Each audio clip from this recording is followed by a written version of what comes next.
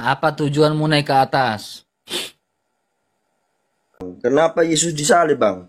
Tidak ada pertanyaan lain kah? Enggak, saya ingin tahu itu kenapa. Ya Belum kalau tahu. Yesus tidak disalib, kita yang disalib. Kita yang dihukum. Saya bosan Kenapa dengan harus pertanyaan Yesus? itu. Kenapa harus Yesus? Sekarang saya tanya, bagaimana cara kau menyelesaikan dosa-dosa kau? Kalau kamu yang disalib mau nggak? Ya, saya tidak bisa disalibkan. Kenapa harus Yesus? Harusnya kamu yang disalib. Ya, Kalau karena Yesus saya tidak bisa menyelamatkan dosa-dosa saya sendiri. Saya orang berdosa tidak bisa menyelamatkan dosa saya. Kalau ada orang sebelum Yesus disalib sudah bertobat, Hmm? apakah dia masuk neraka? Mereka Ada percaya orang kepada kurban, mereka percaya kepada juru selamat yang akan datang. Dengan melakukan kurban penyembelian domba sebagai simbol dari juru selamat itu, yaitu Yesus Kristus. Kalau ada sebelum Yesus disalib itu loh, sebelum Yesus Iya, disalib. sebelum Yesus disalib, Nabi Musa percaya kepada siapa? Begitu. Ujlim bernama Angga dan Bang Erka saling bertanya, kenapa Yesus disalib? Kok mencium Hajar Aswad bisa menghapus dosa? Mari kita simak debat seru dan sengit mereka berikut ini. Kristen bukan? Bukan Ya, apa agamamu? Islam. Ya, apa tujuanmu naik ke atas? Kenapa Yesus disalib, Bang? Tidak ada pertanyaan lain kah? Enggak, saya ingin tahu itu kenapa. Ya Belum kalau tahu. Yesus tidak disalib, kita yang disalib. Kita yang dihukum. Saya bosan Kenapa dengan harus pertanyaan itu. Kenapa harus Yesus? Sekarang saya tanya, bagaimana cara kau menyelesaikan dosa-dosa kau? Bertobat. Minta Tobat ampun kepada siapa? kepada Allah.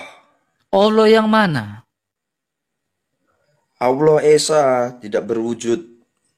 Emang kau tahu Allah Esa tidak berwujud, lalu kau tahu Allah itu bilang supaya kau dengan cara bertobat bisa menghapus dosa, bagaimana itu? Kita kan yakin, Bang. Yakin, kita harus yakin kalau itu Kau Allah. kau yakin itu informasi dari Allah? Ya. Karena kita punya Nabi Muhammad. Nabi Muhammad berdosa kah tidak? Pernah berdosa dan pernah Oke, bertobat. kapan dia bertobatnya? Tunjukkan satu ayat dalam Al-Quran Nabi Muhammad pernah bertobat, silakan. Satu ayat saja di dalam Al-Quran kalau Nabi Muhammad pernah bertobat. Tidak harus dengan Al-Quran. Karena Iya, dia coba Al-Quran kan bisa menjawab segala sesuatu kan? belum tentu. Katanya penyempurna, kenapa tidak bisa menjawab sesuatu? Tidak penyempurna, itu adalah tuntunan. Bukan penyempurna. Tuntunan umat muslim. Oke, bagaimana caranya Al-Quran menuntun kamu? Apakah Al-Quran pernah memerintahkan kalian untuk cium batu di Arab? Yo, itu adalah salah satu rukun Islam. Oke, apakah Al-Quran pernah memerintahkan kalian untuk mencium batu di Arab? Hajar Aswad? Tidak, tidak. Bagaimana kau bisa tahu kalau Allah pun menyuruh kalian untuk mencium batu di Arab itu?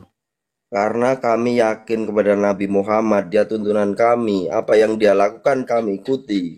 Kalian ikuti, Ya, walaupun itu sekarang bukan dari Allah.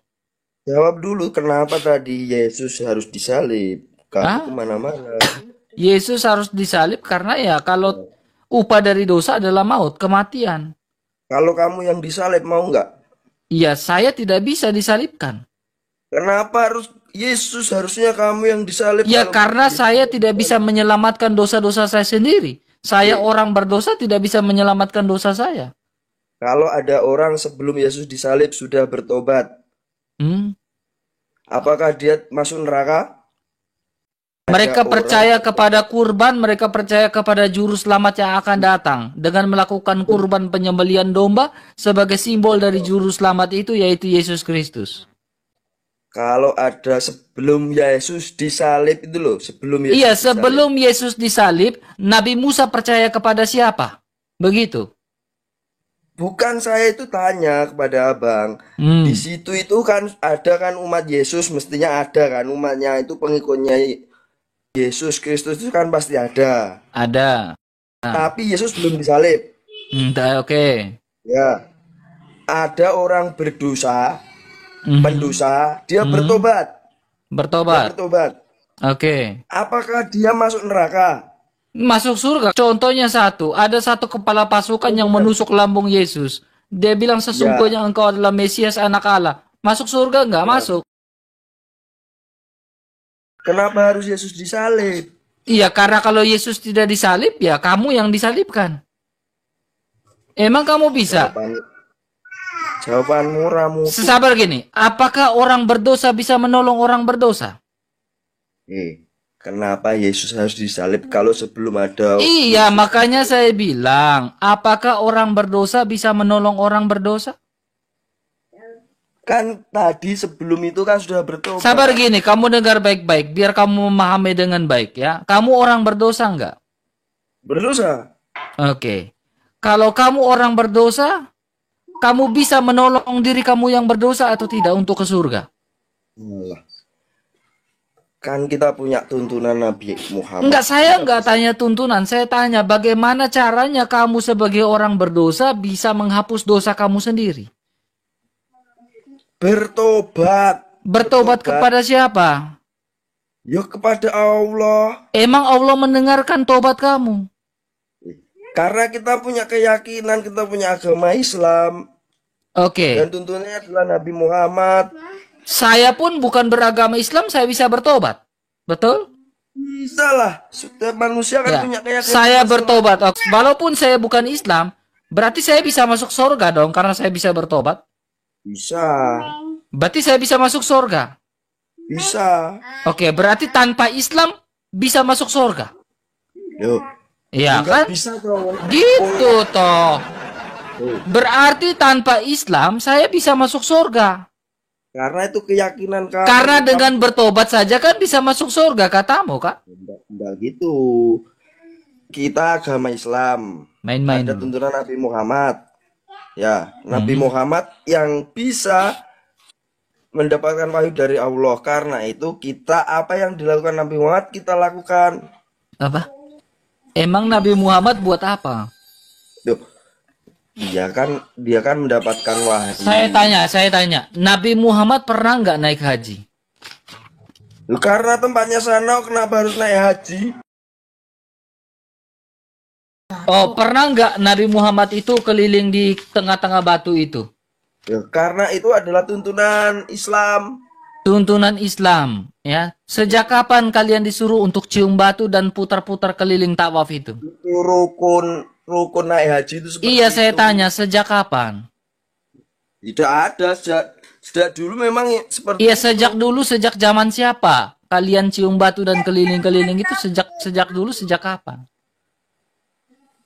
Sejak zaman Nabi Muhammad memang Sejak zaman Nabi Muhammad. Apakah sebelum zaman Nabi Muhammad sudah ada cium-cium batu? ya tidak ada karena di situ Nabi Muhammad yang memberikan arahan seperti itu. Nabi Muhammad. Jadi siapa yang menciptakan untuk naik haji dan cium-cium batu itu? Itu adalah rukun Islam. Iya, sejak tradisi itu sejak mulai dari kapan? Ya, sejak turunnya Islam toh. Sejak Kan turunannya itu Islam. Turunnya Islam adalah berarti batu Hajar rangkaian Aswad itu adanya Islam itu kan di abad ke-7. Berarti batu Hajar Aswad itu sudah ada di abad ke-7 kan? mestinya iya dong. Sebelum abad ke-7 ada batu Hajar Aswad gak? Lah kalau itu adanya abad ke-7 kan sebelumnya tidak ada. Hah? Tidak Sebelumnya ada. tidak ada. Oke, coba kamu lihat baik-baik. Ini Sirah Nabawiyah ya. Ya. Kamu lihat baik-baik ya. Ini Sirah Nabawiyah. Kau perhatikan baik-baik. Mereka juga mempunyai beberapa tradisi dan upacara penyembahan berhala yang mayoritas diciptakan oleh siapa? Amr bin Luhai. Hmm. Ya. Yang diciptakan itu apa saja? Naik haji dan tawaf. Hmm. Jadi naik haji dan tawaf ini ciptaan dari Amr bin Luhai menurut Sirah Nabawiyah. Hmm. Jadi sebelum Nabi Muhammad sudah ada naik haji. Memang itu Bahkan di Ka'bah itu ada 360 berhala, betul kah tidak? sebelum itu orang menyembah batu dan berhala. Sebelumnya itu orang menyembah apa? Batu dan berhala. Batu mana yang diberhalakan? Semua yang ada di situ semua disembah kepada umat yang ada di Yang situ. ada di Ka'bah atau bukan? Ya, disembah. Ketika Oh. Nabi Muhammad turun, Berarti apakah Ka'bah itu dahulunya tempat penyembahan berhala? iya, Kalau Ka'bah itu dulunya tempat penyembahan berhala, kenapa kalian juga masih ke sana terus? karena ada Nabi Muhammad yang meluruskan Nabi akhir zaman yang dari zaman Apa yang ke-8. dia luruskan? Loh, di situ kan tempat suci yang disucikan oleh umat Islam. Kapan mulai disucikan itu? Ketika Bagaimana Nabi cara mensucikan? Apakah Allah memerintahkan kalian untuk naik haji juga di situ dan tawaf? Ya iya itu kan Coba punya di surah berapa, Al-Quran surah berapa yang memerintahkan Allah memerintahkan kalian untuk naik haji dan tawaf? ya nggak ada. Itu Nggak kan- ada, berarti bukan perintah Allah dalam Al-Quran. Nah, itu adalah rukun ibadahnya Nabi Muhammad. Iya, rukun itu perintah Allah atau perintah siapa? Nabi Muhammad. Perintah Nabi Muhammad, bukan perintah Allah. Iya, karena itu adalah Iya. salah satu ibadah kepada Nabi Muhammad tahu dari mana ketika Hajar Aswad itu bisa menghapus dosa? Duh. Karena mendapatkan wahyu dari Allah. Sebentar. Oke, wahyu dari Allah berarti ada dalam Al-Quran dong. Saya bacakan. Benar. Ya, surah berapa? Ali Imran ayat 97. Coba, Al-Imran ayat 97. Siapa tahu di dalam Al-Imran ini Allah mengatakan bahwa Nabi mencium batu Hajar Aswad bisa menghapus dosa. Ya, kita lihat baik-baik. 97 kan? Ya. Oke, saya lihat baik-baik ya. Al-Imran 97. Di dalamnya terdapat tanda-tanda yang jelas diantaranya makom Ibrahim. Makom Ibrahim ini di mana nih? Siapa yang memasuki Baitullah, maka amanlah dia. Di antara kewajiban manusia terhadap Allah adalah melaksanakan ibadah haji ke Baitullah, yaitu bagi orang-orang yang mampu mengadakan perjalanan ke sana. Siapa yang mengingkar kewajiban, maka sesungguhnya Allah makanya tidak memerlukan sesuatu. Oke. Naik haji di Baitullah. Oke. Di sini dia bilang naik haji di Baitullah. Perintah untuk mencium Hajar Aswad itu di mana? Tidak dituliskan untuk mencium Hajar Aswad. Ya, jadi kamu tahu dari mana mencium Hajar Aswad itu bisa menghapus dosa? Tahu dari mana? Memang itu tidak dituliskan, Bang. Tidak dituliskan. Lalu Nabi Muhammad tahu dari mana? Itu adalah rasa syukur sudah sampai di sana. Rasa syukur bisa cium batu gitu. Ya, Gitu, Pak. Jadi ketika kamu mencium batu, kamu merasa bersyukur sekali begitu. ya karena itu adalah tempat yang suci disucikan di sana itu. Oh, luar biasa ya. Sekarang gini, di Baitullah itu ada makam Ibrahim ya? Ya mungkin itu ada itu. Oke, sekarang emangnya dari mana kau bisa tahu bahwa di situ ada makamnya Ibrahim? Dari situ kan sudah dituliskan seperti itu. Sejak kapan Ibrahim pergi ke Arab? Nah, itulah yang kami Ibrahim berarti. Kapan Ibrahim pernah ke Arab? Itu sudah dituliskan di situ tadi. Enggak, saya enggak tanya itu. Saya tanya kapan Ibrahim pernah ke Arab? Nggak tahu saya tuh. Sejak kapan? Tahun berapa Nabi Ibrahim ke Arab? Ada namanya Nabi Ibrahim ke Arab. Carikan. Carikan dulu. Nah. Nabi Ibrahim ke Arab kapan? Tahun berapa Ibrahim pergi ke Arab? Nabi Ibrahim dalam tradisi Islam pernah mengunjungi Mekah, Arab. Iya, tahun berapa itu? Tahun berapa? Di sini tidak dituliskan. Tidak dituliskan. Tidak dituliskan.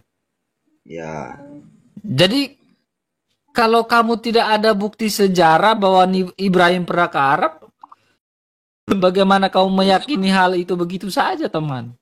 Keyakinan itu apa harus dengan sejarah? Ya harus dengan sejarah. Loh, apa harus tertulis? Kamu Ya, yakin harus nggak tertulis. gini? Sekarang gini aja. Kamu yakin kalau lapar?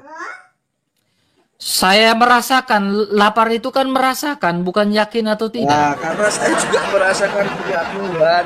Jadi aku yo yakin dari Tuhan. Ya sekarang kalau Tuhan saya merasakan tetapi dibuktikan dengan fakta sejarah.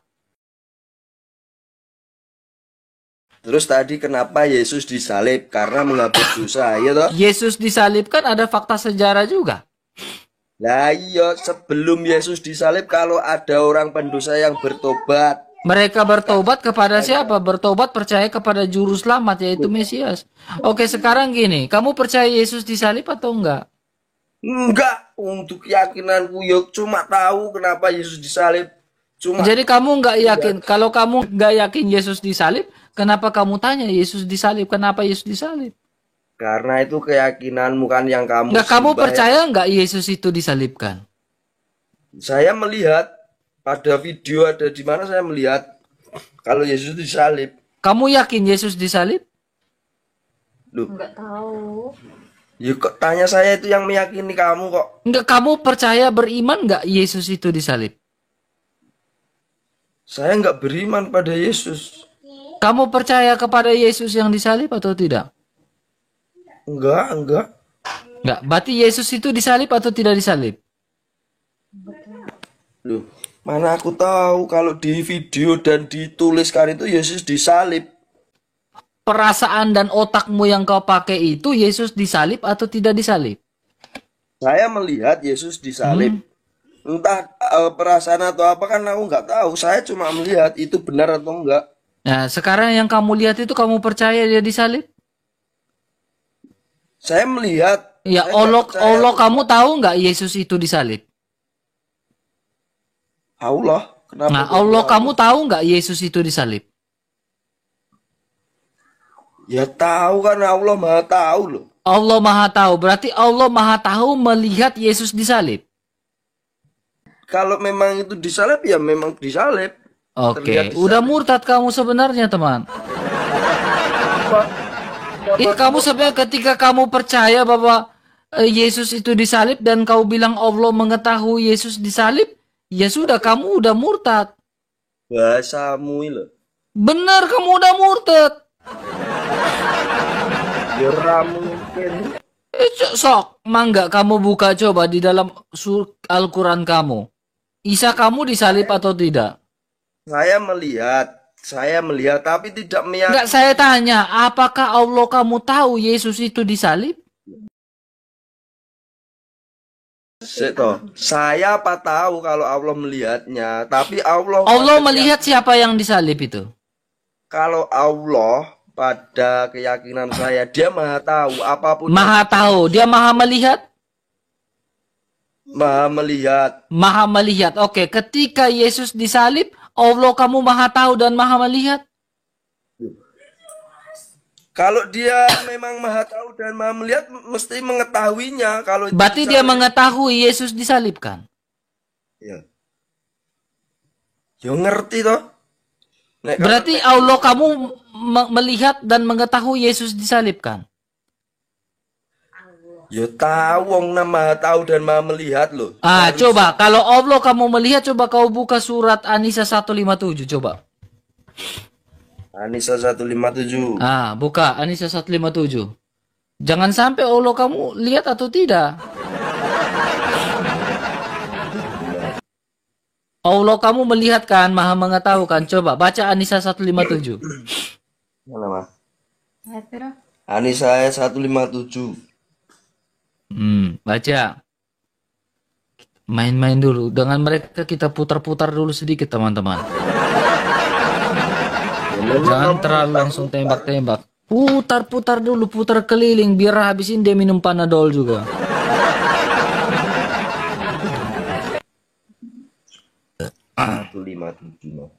Ya, Nisa 157 mangga, sok dibuka. Sesungguhnya kami telah membunuh Al-Masih, Isa putra Maryam, Rasul Allah. Padahal mereka tidak membunuhnya dan tidak pula menyalibnya, tetapi yang mereka bunuh adalah orang yang diserupakan dengan Isa. Nah, Ya. coba kamu lihat di situ dia bilang apa? Orang yang dibunuh adalah orang yang menyerupai Isa. Oke, sekarang kamu lihat baik-baik di sini. Kami menghukum pula mereka karena ucapan mereka. Sesungguhnya kami telah membunuh Isa Al-Masih. Ini siapa yang ngomong? Ya di situ. Iya, ini siapa yang ngomong? Kalimat pertama ini siapa yang ngomong? Sesungguhnya kami telah membunuh Isa Al-Masih. Ini siapa yang ngomong? Isa putra Maryam Rasulullah. Ini siapa yang ngomong? Ya, itu kami itu kami siapa? Iya, makanya saya tanya kamu, kami ini siapa? Gak tahu. Kalimat pertama ini siapa yang ngomong? Sesungguhnya kami telah membunuh Isa Al-Masih putra Maryam Rasulullah. Lalu ada kalimat berikut. Padahal mereka tidak membunuhnya. Tidak pula menyalibkannya. Nah, ini kalimat kedua ini siapa yang ngomong? Ya, dibaca itu kata kerjanya kami. Kami itu berarti orang banyak. Kami ini bukan kata kerja, kami ini subjek. Ya, ya. Kau ketika tidak, kami ini bukan kata kerja. Yang ini baru Iya, kata kerja. Oh, Kau doain. belajar bahasa Indonesia, kalian ini belajar bahasa Indonesia ke tidak? Ini Ya, itu subjek. Ini Ya, kata subjeknya kerja. Kalau aku itu kan tunggal, berarti kami itu banyak. Berarti kan itu orang banyak yang membunuh Isa Al-Masih. Orang banyak. Oke, sekarang ini Ya. siapa yang ngomong? Siapa yang ngomong? Kami telah membunuh Al-Masih, Isa putra Maryam. Siapa yang ngomong nih? Loh itu kan orang banyak, kan nggak tahu. Iya, saya tahu kami ini kan lebih dari satu. Lalu ini siapa Ya. yang ngomong? Orang banyak Ya, ini iya. siapa? Nggak tahu nulis ngono kok tengok aku. Lo kok orang tahu? Jawab ini. Lah iya kami itu kan orang banyak. Sopo, kami ini sopo. Makanya kami itu kan orang Sopo sing ngomong ini? Raro, Hah? Rarti wong kuwi kami kok nek aku. Siapa sih ngomong? Yo mbung di situ tulisnya. Embung, kagak tahu orang ngerti. Eh, Embung, kagak tahu orang ngerti. lah iya. Kitabnya sendiri bingung. Loh, kalau kami itu orang banyak. Kalau kami itu orang banyak.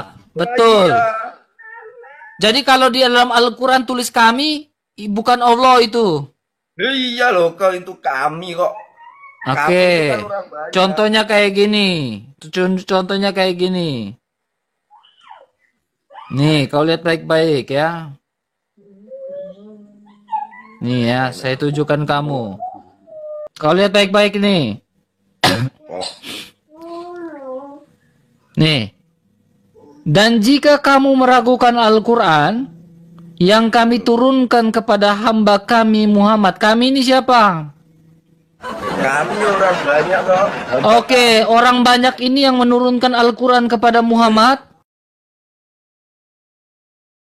Kami hamba Muhammad. Kami hamba. Kami kan kamu bilang orang banyak. Kami hambamu. Yang menurunkan Al-Quran siapa? Lah iya kami hamba Muhammad itu kepada kami hamba Muhammad. Iya, siapa yang menurunkan Al-Quran kepada Muhammad? Coba ditulis tuh. Dan jika kamu gimana meragukan Al-Quran. dan jika kamu meragukan Al-Quran yang kami turunkan kepada hamba Muhammad, kepada kami hamba Nah, Muhammad. kami ini siapa? Kami hamba Muhammad. Kami Siapa ini? Siapa? Sopo kami ini? Yo kami yo termasuk aku, kowe dan Oh, jadi kamu, jadi aku, kowe, sampean semuanya yang kasih Al-Quran kepada Muhammadmu. Kowe iki jenenge goblok, jenenge kami lo, kami iki ya orang banyak. Sekarang yang turunkan Al-Quran ini siapa? Yang menurunkan kan Allah. Oke, sekarang ini kami inilah yang menurunkan Al-Quran kepada Muhammad. kepada kami, Nih. kepada kami. Kami turunkan Hamba kepada kami loh. hamba kami Muhammad. Hamba kami lo, waconen kepada hamba kami, kami. Apakah semuanya. Muhammad adalah seorang hamba? Ya iya toh. Lah tuannya siapa? Tuannya si kami ini ya. Hamba Allah. Oke, Tuhannya siapa? Tuhannya si kami ini ya. Wah, iya toh iki goblok. Tuannya si Kami. Muhammad ini apakah si kami? Ya ora. Jenenge kami kepada hamba kami. Iya, ini Tuhannya kamu Muhammad ini siapa? Ya Allah toh. Allah, berarti kami ini Allah. Iya toh win. Loh piye? Wong kuwi Sekarang kami ini siapa? Allah kan? tulisane lho wis kepada hamba kami nek kami ning ngarep ya. Allah kan? Menurunkan ngono kuwi kleru wong kuwi wis genah-genah. Siapa yang menurunkan? Siapa yang menurunkan? Siapa yang menurunkan Al-Quran kepada Muhammad? Ya Allah melalui wahyu. Iya, siapa yang ngomong Al-Quran kepada Muhammad? Lihat Melalui subjeknya wahyu siapa? Allah. Subjeknya siapa? Subjeknya, lihat subjeknya. Ayo kepada kami manusia. Kami menurunkan. Jadi kami ini menurunkan. Kok bahasa Indonesia lemah sekali ini. Si kami ini menurunkan Al-Quran kepada Nabi Muhammad. Betul? Oh. Nah, yang menurunkan Al-Quran kepada Nabi Muhammad adalah Perantara malaikat Jibril. tidak ada Jibril di sini. Di sini si bilang siapa ini, Kak? Ya nyapa wong kancane ngono. Kami astagfirullahaladzim ya Allah, kok bahasa Indonesianya lemah sekali ini. Anu kayak salib we nek anu nyebut Gusti Allah. Kamu gak bisa bahasa Indonesia dengan baik ini. Masa gak paham? Serius. Gusti Allah. Kamu dulu bahasa Indonesianya nilai berapa, teman? Hah? Enggak. Dulu bahasa Indonesia nilainya berapa? Yo kene iki kon merangi wong-wong kaya kowe ngono kuwi kok.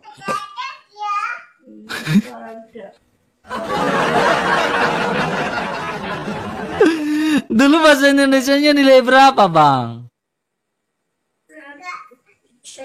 Coba, kami itu subjek, bukan? Ya. Menurunkan. Predikat. Al-Quran. Al-Quran ini apa?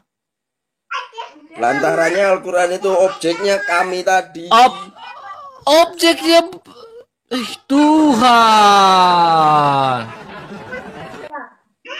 Ini dulu siapa punya anak murid ini, Tuhan? Ini tolong dulu ini. Tolong dulu, kalau Pak Guru dulu pernah mengajar dia di SD atau apa, tolong sekolahkan lagi ini. Kau tidak mengerti SPOK? Apa itu SPOK? Apa? Kenapa dengan SPOK? SPOK itu apa? Singkatan apa coba? Subjek, predikat, objek. Oke, sekarang kami menurunkan Al-Quran. Subjeknya yang mana? Kami Predikatnya mana? menurunkan Objeknya apa? Al-Quran. Oke, kepada Muhammad. Muhammad itu apa? Ya kami toh. Yang menurunkan Al-Quran itu siapa? Allah. Ah, berarti Allah diganti dengan kata ganti jamak pertama, yaitu kami, betul? Arti ganti arti apa sing Astagfirullahaladzim, ya Allah, ya Rabbi, ya Karim, Masya Allah, la wala wa taqwata illa billah. Kowe digodo malaikat munkar nakir nek nyebut. Bang, turun belajar. Serius, saya nggak kuat, Bang, dengan kamu, Bang, serius. Jujur saya nggak kuat dengan yang kayak gitu teman, betul nggak kuat saya. Ini kembali ke SD lagi ini. Masa saya harus kembali ke SD lagi untuk ngajarin kamu materi SD ini? Aduh ya Tuhan. Susah sekali sih nungkar-nangkir ini. Pertanyaan dari saudara kita Uclim bernama Angga ini telah dijawab oleh Bang RK. Pertama-tama kita harus mengerti dan menyadari dengan sungguh-sungguh bahwa semua manusia telah berbuat dosa dan telah kehilangan kemuliaan Allah. Alkitab berkata, tidak ada yang benar seorang pun tidak. Dan upah dosa adalah maut atau kematian. Kematian yang dimaksud minimal ada 3 jenis menurut perspektif Alkitab. Kematian jasmani, terpisahnya roh dari tubuh. Kematian rohani, terpisah atau terputusnya relasi hubungan manusia yang telah jatuh ke dalam perhambaan perbudakan dosa dengan Allah yang maha suci, kudus, agung, dan mulia. Dan yang ketiga, kematian yang kekal, terpisah dari Allah dan hadiratnya secara kekal. Itulah dalam istilah kekristenan disebut seseorang masuk ke dalam neraka. Bapak Ibu Saudara yang dikasihi oleh Tuhan, eksistensi keberadaan manusia yang telah jatuh ke dalam dosa membuat manusia menjadi hamba atau budak dosa. Manusia yang telah jatuh ke dalam perhambaan perbudakan dosa tidak mungkin atau mustahil bisa menyelamatkan dirinya dari perhambaan perbudakan dosa. Ada orang yang berpikir, berpendapat, dan memiliki doktrin dan ajaran bahwa bayi yang baru lahir itu masih suci seperti kertas putih yang tanpa noda. Dalam perspektif kekristenan, kita perlu mengerti, memahami kalau hal itu terkait dengan dosa perbuatan, memang belum ada. Tapi sifat dasar natur bayi yang baru lahir telah dikandung dan dilahirkan di dalam dosa. Itu jelas terlihat di dalam Mazmur 51 ayat 7. Salah satu bukti yang tidak bisa dibantah bahwa seluruh manusia telah jatuh ke dalam perhambaan perbudakan dosa. Tentunya kecuali Yesus dalam keadaannya sebagai manusia. Manusia itu mengalami kematian. Allah dari sejak awal atau sejak semula tidak pernah merancangkan kematian bagi manusia. Tapi kehidupan yang kekal bersama dengan Allah dalam persekutuan yang sempurna. Dosalah yang menjadi pemisah antara Allah dengan manusia dan manusia dengan Allah. Bapak Ibu Saudara dikasihi oleh Tuhan. Di dalam Kejadian 2 ayat 16 sampai 17 dikatakan, semua pohon dalam taman ini boleh kamu makan buahnya dengan bebas, kecuali buah pohon pengetahuan yang baik dan jahat yang ada di tengah-tengah taman. Pada hari engkau memakannya, maka kamu pasti mati. Itulah perintah yang disampaikan oleh Tuhan kepada manusia pertama. Tapi ternyata Adam dan Hawa tergoda oleh bujuk rayu iblis sehingga mereka jatuh ke dalam dosa. Kenapa mereka bisa jatuh ke dalam dosa? Karena mereka tidak tunduk, tidak patuh, tidak taat kepada perintah Allah. Hal itu yang menyebabkan kematian masuk ke dalam diri manusia. Dari sejak Adam sampai pada saat ini. Bahkan sampai Kristus datang pada kalian kedua menjadi hakim yang adil. Ketidaktaatan inilah yang menyebabkan kematian masuk ke dalam diri manusia.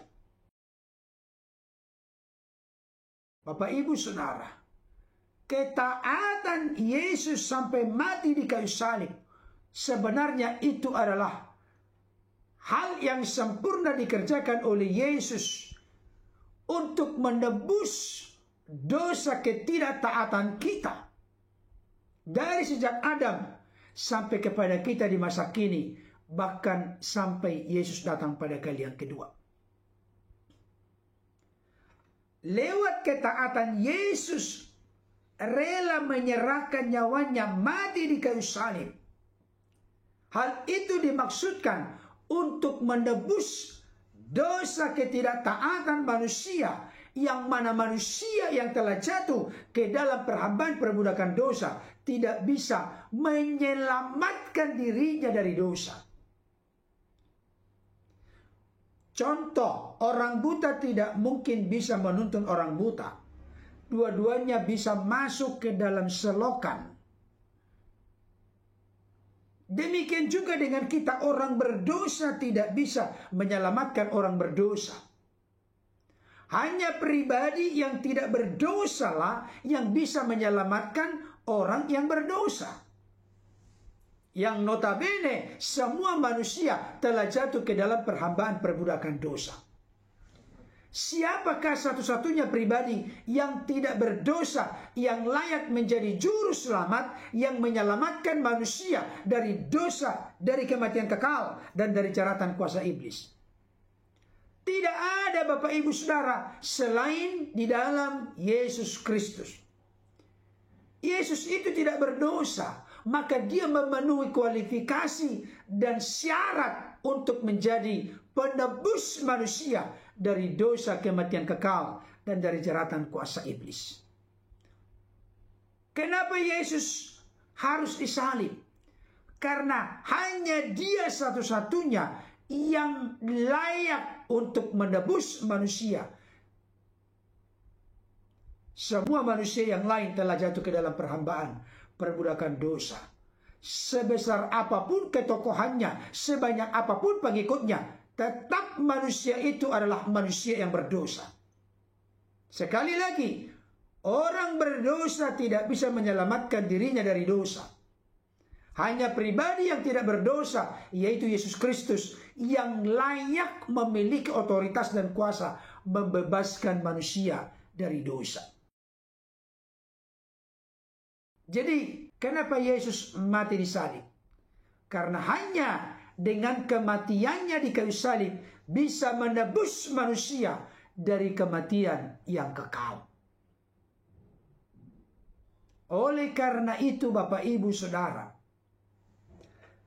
Allah Bapa tahu ketidakberdayaan, ketidakmampuan manusia membebaskan, melepaskan dirinya dari perhambaan perbudakan dosa. Atas dasar itulah Allah Bapa didasari dengan kasih-Nya mengutus firman-Nya nuzul turun ke tengah-tengah dunia mengenakan tubuh kemanusiaan, namanya Yesus Kristus, yang rela menyerahkan nyawanya mati di kayu salib demi menebus, mendamaikan kita dengan Bapa, membenarkan dan menyelamatkan kita.